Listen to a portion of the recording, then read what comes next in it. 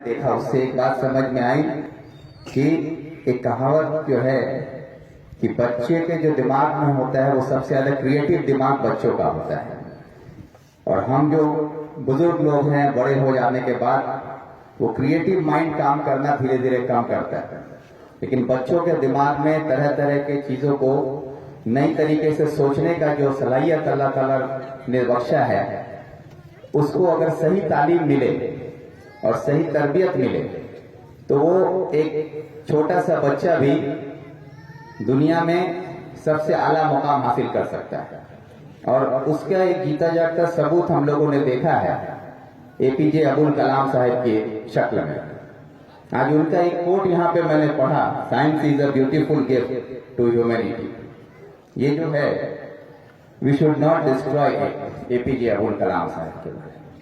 आज science exhibition हो रहा है, उनका ये कोट यहाँ पर है, तो अब्दुल कलाम साहब की कुछ बातों को मैं याद दिलाना चाहता हूँ कि अब्दुल कलाम साहब इसी तरह एक छोटे से गांव में एक मछुआरे के परिवार में पैदा हुए और उन्होंने बड़ी मेहनत और मशक्कत के साथ, उनके घर की माली हालत अच्छी नहीं थी, उनको छोटी सी उम्र में काम करना पड़ता था अपने परिवार की मदद करने के लिए, रोजगार के लिए।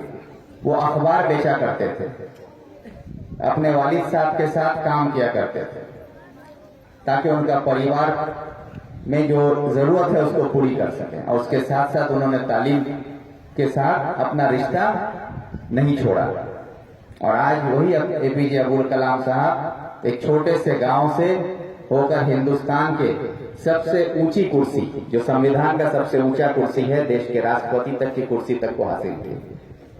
तो वो इस बात को, उनकी जिंदगी को अगर हम देखें तो ये बात हम लोगों को एक सीख मिलती है कि आज हमारे झांगरटोली गांव से जो बच्चों को ये बंगाल इंटरनेशनल स्कूल की तरफ से जो तालीम दी जा रही है और जो कोशिश यहाँ के टीचर्स कर रहे हैं, यहाँ पे जो लोग हैं, ये सब जो यहाँ मंच पे बैठे हैं, सब जो ये कोशिश कर रहे हैं कि यहाँ से भी एपीजे अब्दुल कलाम पैदा हो सकता है।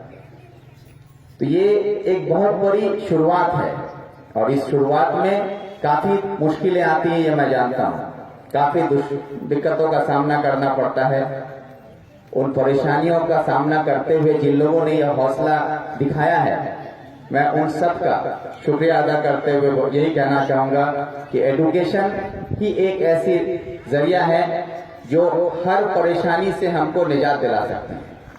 चाहे वो आपकी बेरोजगारी हो, चाहे वो आपकी गरीबी हो, आपकी सियासी परेशानी हो, समाज की परेशानी हो, हर तरह की दुश्वारियों से लड़ने के लिए आपको ताकत से तालीम दे सकती है।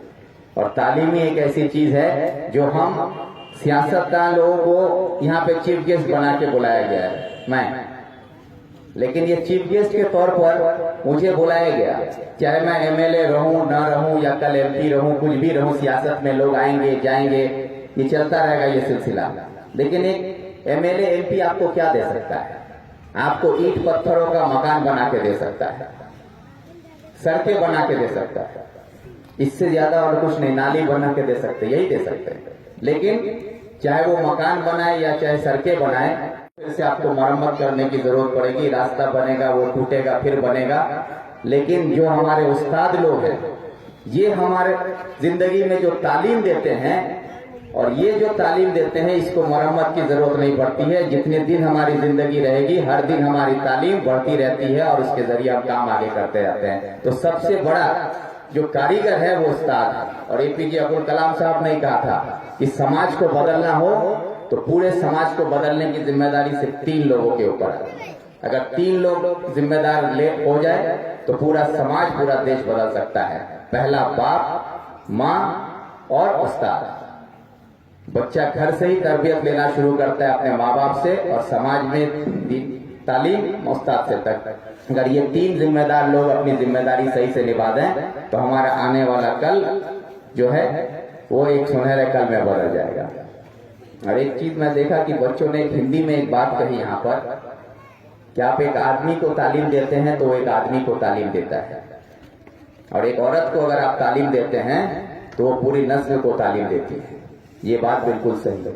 इसलिए एक इंग्लिश का कोट है, if you educate a man, man will educate a man, if you educate a women, women will educate a generation. ये इंग्लिश की एक कहावत है जिसको इस बच्चे ने हिंदी में यहाँ पर कहने की कोशिश की। इसके मायने कि अगर हम अपने घर की औरतों को तालीम याफ्ता बना दें, हमारी बच्चियां तालीम याफ्ता हो जाएं, तो हमारी पूरी नस्लें तालीम याफ्ता हो सकती है। यही आपसे कहकर मैं इतना ही कहूंगा, इस बंगाल इंटरनेशनल स्कूल के तमाम टीचर्स को, ऑर्गेनाइजिंग कमेटी को, यहाँ पर जिम्मेदार जो लोग हैं सबको, ये एक बहुत अच्छा काम आप लोगों ने चुना है और इसके जरिए पूरी समाज और देश का भला आप लोग कर रहे हैं। इसमें अगर हम जैसे लोग आपके साथ खड़े होने का मौका मिले तो कभी भी याद कीजिए, हम लोगों के बस में जो भी आपके साथ खड़े होकर हम कर सकते हैं उसमें आपको मेरी तरफ से पूरी कोशिश रहेगी। यही कहकर मैं आप सबका शुक्रिया अदा करता हूं।